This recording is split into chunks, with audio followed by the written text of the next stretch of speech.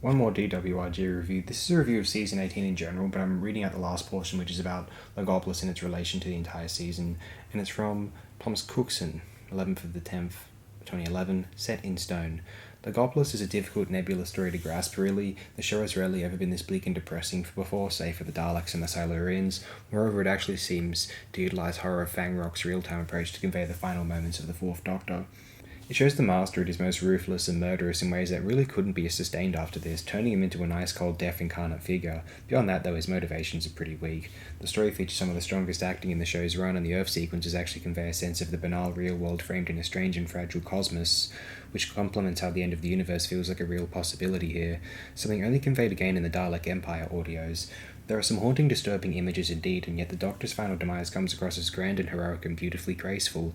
But the sight of the Doctor standing back and doing nothing whilst the Master freezes Logopolis and Nyssa throttles Adric leaves a bit of an unpleasant aftertaste, and seems like the unpleasant beginnings of the poisonous, passive aggressiveness that tainted the Doctor's character and dictated his horrific negligence during Terminus and Warriors of the Deep, but it could be forgiven here as the frail old Doctor nearing the end of his life, bound by inevitable causality, in which case the younger, more active Peter Davison almost would look like what the show needs, also, alas, it wasn't to be. Unfortunately, the implications of Logopolis, the emotional impact on Nyssa, the Doctor being excommunicated from Gallifrey and realising the Master is too dangerous to tolerate anymore, become crassly swept under the carpet.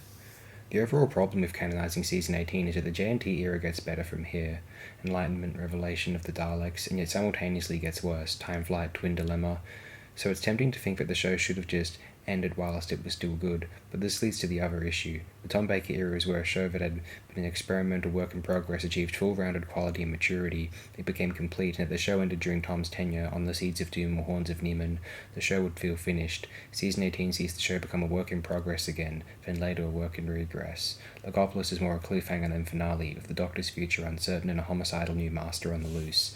This mightn't have been a bad thing if things hadn't gone the disastrous direction they did, but they could only have been dodged if JNT left on Logopolis, or the show was cancelled there, quite likely given its viewing figures, and continued in as a novel range, ideally featuring novelizations of Castrovalva, The Visitation, Black Orchid, and Christopher Priest's Unmade, The Enemy Within.